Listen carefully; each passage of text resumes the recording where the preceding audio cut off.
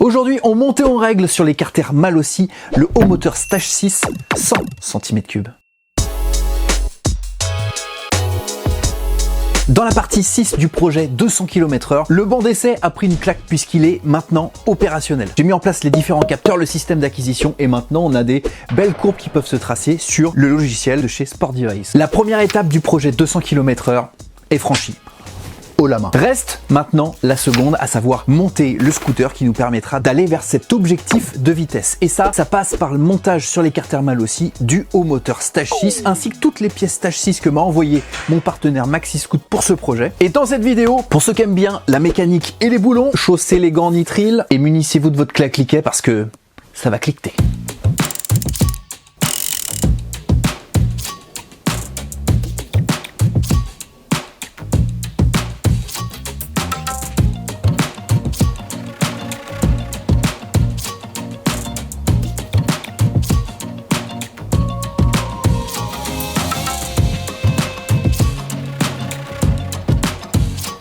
Ah, ça c'est de la belle pièce. Le haut moteur Stage 6 100 FL. Un haut moteur qui va développer avec les carters Malossi environ 34 chevaux. Ça, c'est du lourd. Je vous propose dans un premier temps dans cette vidéo de monter ce cylindre sur les carters en checkant tous les réglages qu'on a l'habitude de checker lorsqu'on monte un haut moteur. Vous les connaissez maintenant. On va regarder déjà si les transferts sont alignés. Vous m'avez dit dans les commentaires de la précédente vidéo que j'avais pas vérifié. D'autres m'ont dit que ça servait pas à grand chose. Ça se discute effectivement parce que les flux d'admission rentrant dans le haut moteur, s'ils sont perturbés par des différences de section, des turbulences sont créées. Ça crée des pertes de charge et c'est jamais bon pour injecter un maximum de mélange et optimiser le rendement moteur. Donc je suis d'accord avec vous. On va vérifier ça dans un premier temps. Puis comme d'habitude, on vérifiera au montage tout d'abord le jeu de coupe au segment, le squish, le taux de compression. On regardera aussi les diagrammes. On montrera cependant le haut moteur comme le préconise Stage 6 pour vérifier, pour comprendre et pour observer quelles sont les performances obtenues lorsque ces pièces-là sont déballées, montées, stock, sans modification. Vous pourrez ainsi reproduire exactement les mêmes montages et obtenir les mêmes performances de ce que je vais obtenir dans ces vidéos.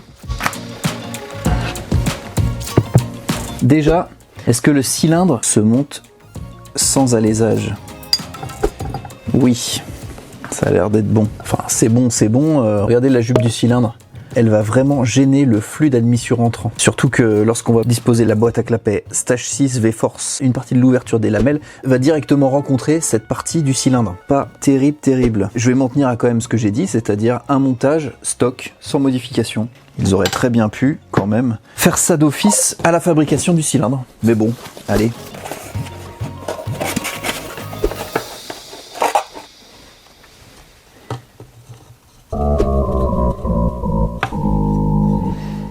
Ben ça c'est pas bon ça, c'est con ça. On va devoir un peu la gratter sur le côté. Il va pas falloir entamer le renfort ici, sinon ça va complètement déstructurer le clapet. Mais ça on le verra tout à l'heure. Après le montage du haut moteur. On va commencer par mettre en place les goujons sur le bas moteur. Ces goujons ont une particularité, c'est qu'ils sont filetés des deux côtés, bien sûr, mais filetés dans la partie basse à 15 mm et ici à 18,5 mm. Et si on regarde de plus près le haut moteur, on remarque que la partie basse est moins épaisse que la partie haute. Donc on va utiliser sur les deux fixations du haut, la partie la plus grande vers le haut moteur. On visse à la main dans les carters Malossi.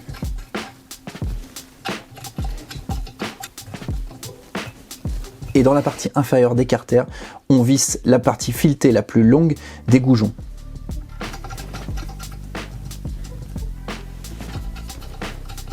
De cette manière, en positionnant le haut moteur, les parties dépassantes sont égales. Il pense à tout, Stage 6, hein.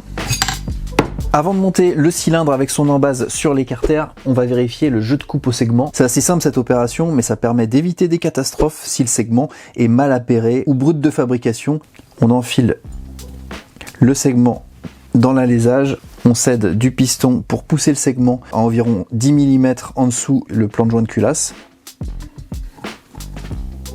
Et on va mesurer l'écartement au niveau des deux becs du segment. Alors pour cela, il faut se munir d'un jeu de cale.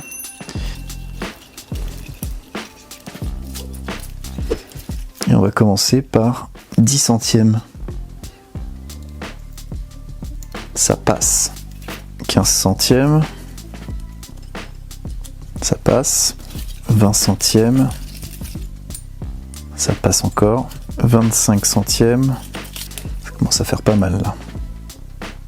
Ça passe encore. Les becs sont assez larges. 30 centièmes. Là, ça commence à forcer. Donc on a un jeu de coupe au segment de 30 centièmes. Ce qui est bon, largement bon. Je rappelle que jeu de coupe au segment limite, c'est 12 centièmes. Alors avant que vous me le disiez, le cylindre, je l'ai nettoyé, essoufflé pour éliminer tous les résidus d'aluminium, de fonderie, d'usinage. Mais de toute façon, j'ai l'impression que ça avait été déjà fait. Les produits Stache 6 sont vraiment bien préparé. Avec l'ensemble au moteur, il y avait tous les joints de fournis, notamment plusieurs cales et joints d'embase qui permettront de caler le squish par rapport aux préconisations de Stache 6 et de la notice du FL100. Et d'ailleurs, dans la notice, il nous préconise un squish de 0,65 mm, plus ou moins 5 centièmes, au point le plus étroit, aux deux points opposés alignés avec le piston. Et la notice est plutôt pas mal, elle explique tout. Même pour les novices, comme moi, c'est bien. Alors dans cette magnifique pochette, on a quoi? Différents joints de torique pour l'étanchéité qui formeront à eux deux le joint de culasse et l'étanchéité par rapport au liquide de refroidissement. On a deux petits joints toriques qui doivent correspondre au plot. 0,35, 0,40, 0,3 et 25.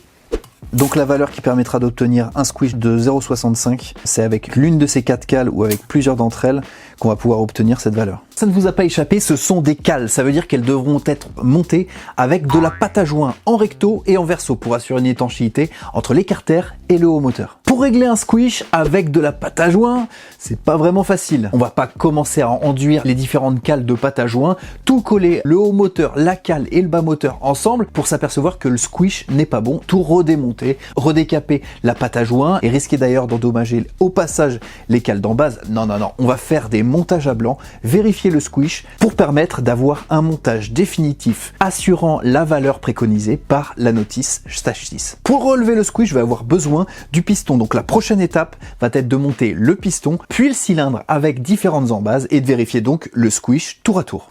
Go!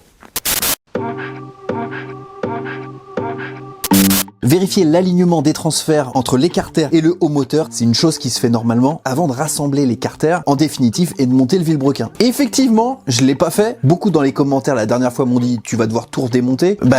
Je vais quand même réaliser le montage totalement sans modifier l'écarter moteur. Et d'ailleurs dans cette vidéo, j'avais démontré que grosso modo ça changeait pas grand chose. Bon là, vu la cylindrée et vu la taille des transferts, peut-être que les perturbations créées par les différences de section va jouer cette fois-ci. Je sais pas. En tout cas, ce que je vais faire, c'est que je vais présenter les cales d'embase qui, elles, sont correctement dimensionnées par rapport au haut moteur. Je vais les positionner sur l'écarter moteur et on va tout de suite voir s'il y a une différence de section. Je reprends des forces. Les joints d'embase qui sont fournis avec le kit Stache 6 sont correctement dimensionnés par rapport aux lumières de transfert du cylindre. C'est vraiment ajusté comme il faut. Donc je vais positionner cette même cale d'embase sur l'écarter mal aussi et on va tout de suite voir l'étendue des dégâts.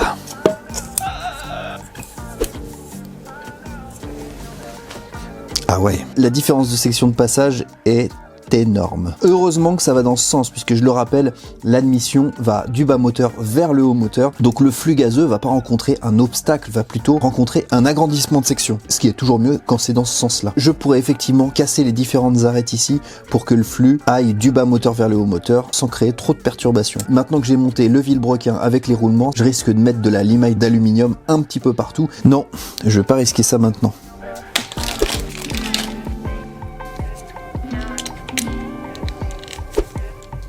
Au préalable, on va disposer un des deux clips, alors de préférence du côté opposé à mon axe de travail, donc celui-là. Stache 6 a pensé à tout, ces clips de piston, ils sont super faciles à mettre.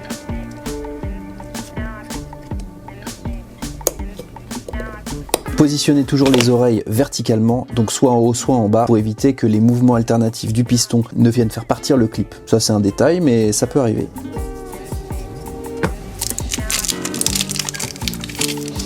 La flèche vers le bas qui symbolise l'échappement.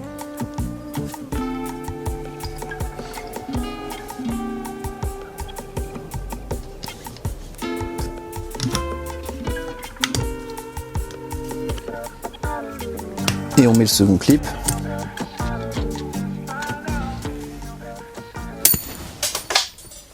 Ah putain!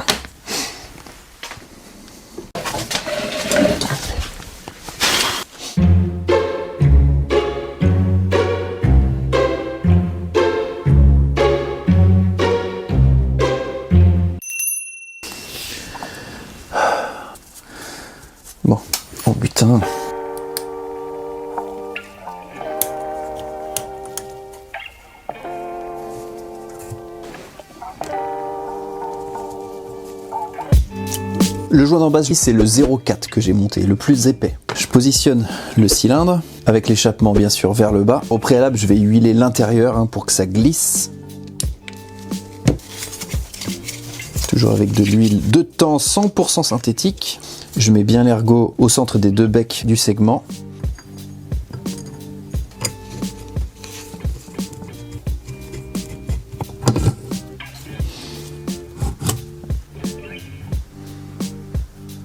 Je mets en place les 4 écrous M7 pour serrer le cylindre sur l'embase.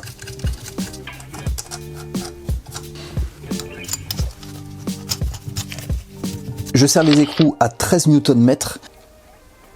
Le sujet, c'est que pas facile de serrer avec cet assemblage puisque le cylindre empêche de mettre la clé à cliquet convenablement. Il faudrait un prolongateur pour se positionner à cet endroit-là. Heureusement qu'Amazon est là. J'ai commandé ça. Et ça arrive dans 3 jours. On a beau faire de la mécanique tous les jours, ou quasiment, il me manque toujours des outils. Bon, au moins pour vérifier le squish, etc., je vais pas le faire à la clé dynamométrique, on va le faire à l'œil. On serre en croix.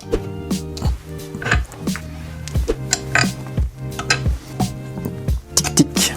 Je pose ensuite le plot sur le cylindre. Mais pour ça, on va mettre en place les goujons, les 5 goujons sur le cylindre. Alors vous voyez, il y a plein de trous filetés. Lesquels on choisit? Il y en a 5. On commence par celui central. Alors cette fois, il n'y a pas de sens à ces goujons. On le serre à la main. 2 goujons de part et d'autre dans la position inférieure. Au milieu, entre les 2 trous filetés. On met en place les joints toriques, on n'oublie pas. Il y aura une influence sur le squish. Pour le montage définitif, on mettra un peu de graisse au savon de lithium. On fait correspondre les 2 trous supérieurs avec les 2 lumières et les 2 trous inférieurs ici avec la lumière du bas.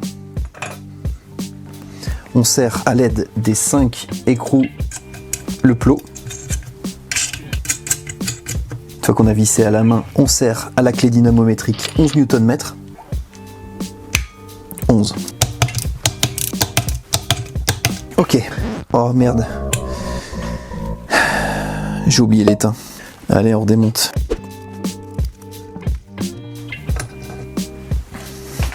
L'étain, on le positionne dans l'axe du piston. Et comme le squish doit faire 0,65 mm, je vais positionner un fil d'étain de 1 mm de diamètre.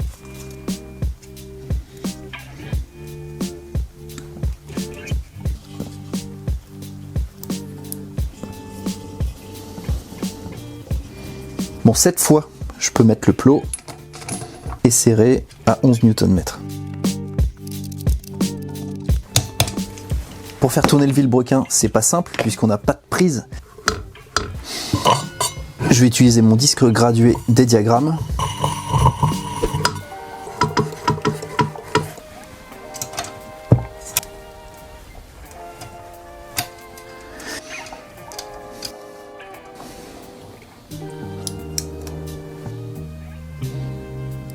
« 0,71 et de l'autre 0,70. Et bien avec une cale de 0,4, on est pas mal. On est dans les tolérances définies par Stage 6 qui étaient de 0,65 plus ou moins 5 centièmes. On est dans la valeur supérieure. Donc ce que je vous propose, c'est de monter le joint d'embase qui fait non pas 0,4 mm mais plutôt 0,35 mm. On aura ainsi un squish théorique à 0,65 mm.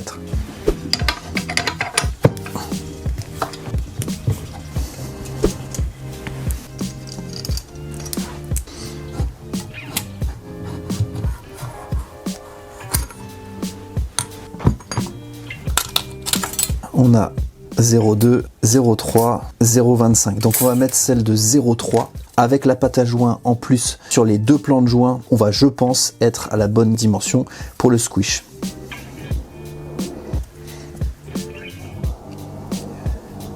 C'est perfectible, hein, mais allez, ça ira très bien.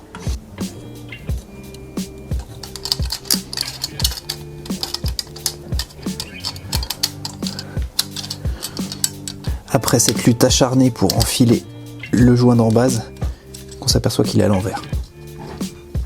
Mais non, pas cette fois-ci. Ça vous est jamais arrivé? Moi, tout le temps.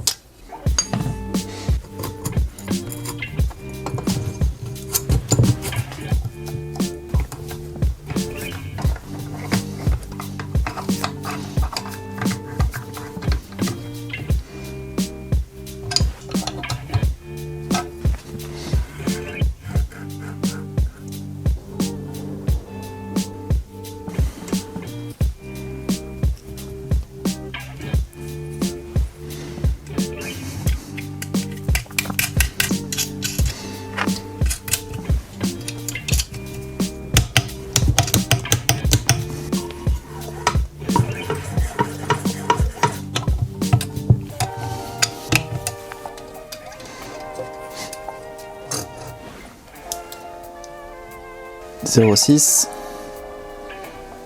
0,64. Bon, on est pas mal, on est dans les tolérances. Niveau inférieur, il y aura un petit peu plus de compression. C'est pas plus mal.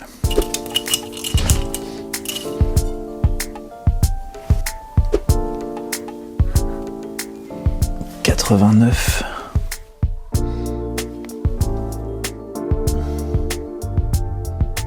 317. 283.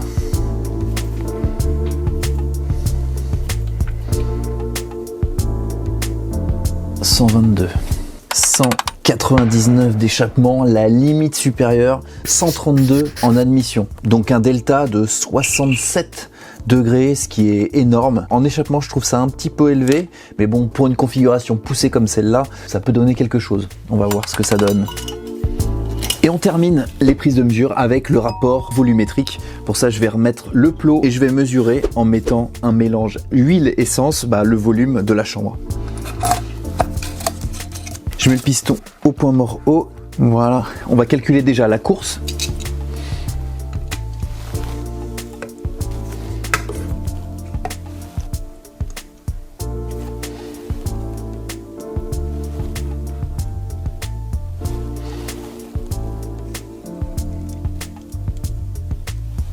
« 47,08 de course. Ça va nous servir à calculer la cylindrée. On met le moteur maintenant en position verticale, on injecte en position point mort haut le mélange huile-essence et on relève ainsi la valeur du volume.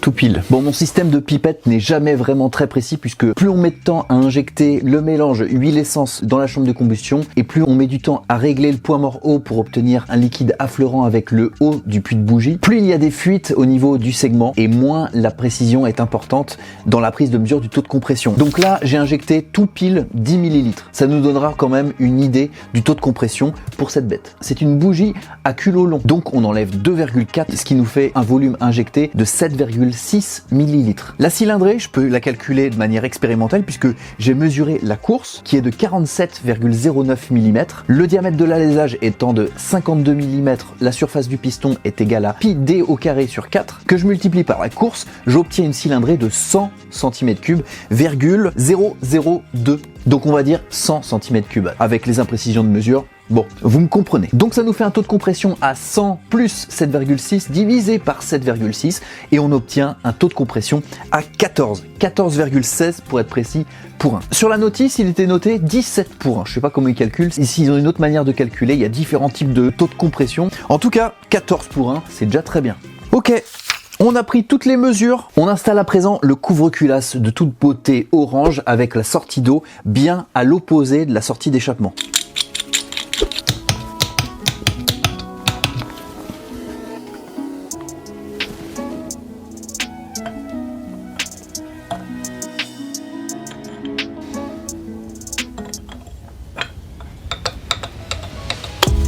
On dispose les 4 vis en M6 et sur la 4e vis spécifiquement, vous voyez une petite inscription écrit R, c'est la vis de purge. Sur celle-ci, on va mettre la petite rondelle en cuivre fournie.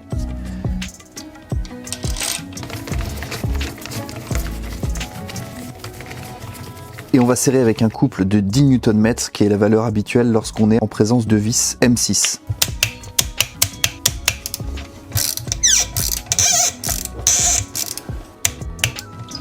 On va disposer le joint torique et on serre modérément. On termine par la mise en place du conduit d'échappement. Lui possède sa propre bride. On y dispose le joint torique haute température. Alors on va le faire tenir avec un peu de graisse.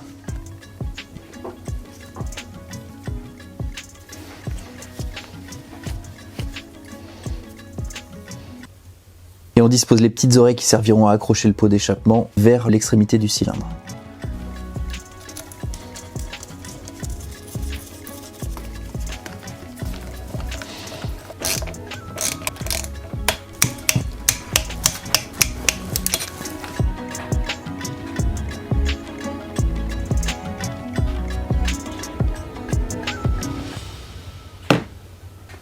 C'est toujours un réel plaisir de monter d'aussi belles pièces. Franchement, une œuvre d'art. Je crois que lorsque je vais finir le projet, je vais laisser en évidence ce beau moteur sur mon établi. On va continuer avec l'admission maintenant. Alors j'ai vu tout à l'heure qu'il y avait un petit souci. Les clapets V-Force Stage 6 ne passaient pas. On va un peu reprendre du coup ces clapets pour pouvoir les insérer dans l'écarter. 32 et 30, 31 mm de diamètre moyen avec un carburateur qui faisait 34 mm. Ça va peut-être pas être super, je vais regarder à quelle dimension est la pipe parce que là pour le coup le flux est entrant, le flux va buter contre cette surface, ça va pas être très bon. Il faudra peut-être reprendre le diffuseur ou tout simplement en créer un nouveau en impression 3D. Je vais voir, je sais pas. Le problème du moment c'est que le clapet comme il est conçu ne passe pas du tout dans l'écarter. Hop, la largeur des clapets c'est quoi? 46,72 et ici on a 46,17. Il y a un demi millimètre à aller chercher. On va grappiller un petit peu de matière là, à gauche, à droite des clapets. Je vois que ça. Papier à poncer, cale et on y va.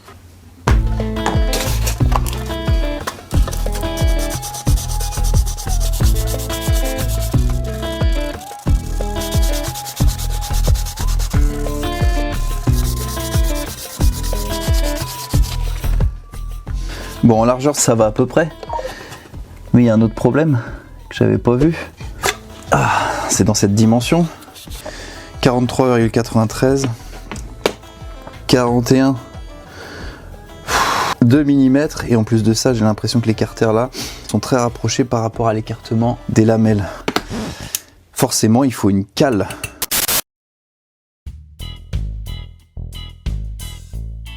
Bon bah non, je viens de chercher, il n'y avait pas de cale d'admission à disposer entre les clapets et le carter pour déporter un petit peu les clapets pour que l'ensemble se monte. En revanche, dans le kit Malossi, j'ai trouvé ça.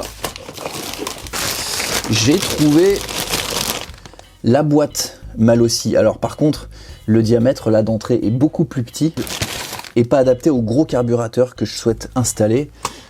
Si on regarde ça, 23, 27, ouais, ça fait un diamètre moyen à 25.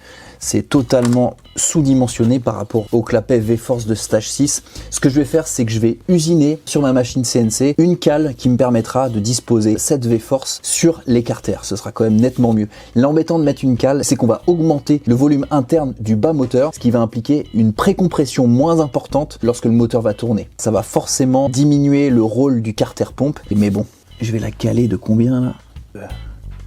Ouais, de cette épaisseur. 10 mm. J'ai plus d'aluminium de 10 mm ou même un peu plus. Bon, je le fais en PPSCF. Ouais. En carbone. Ça tiendra bien.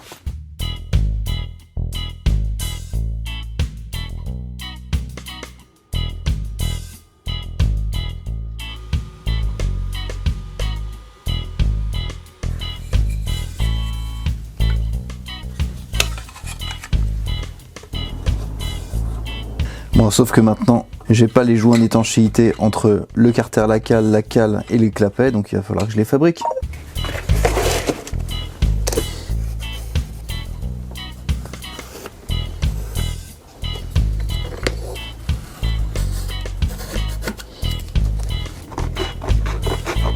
Je savais que mes cours de CP allaient me servir.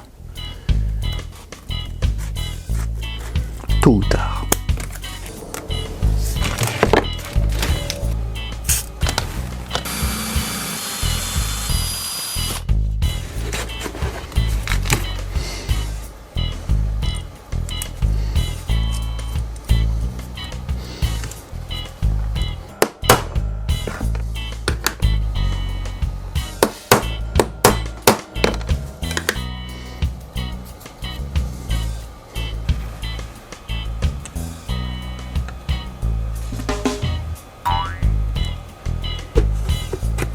Maxiscoot m'a envoyé enfin une pipe d'admission gros diamètre, donc on va mettre ça. Plutôt que celle envoyée dans le kit Malossi qui était un petit peu moins grosse, là c'est du High Flow Nitro Aerox. 34 mm. Bah, c'est pas les bons trous, putain. Oh, putain.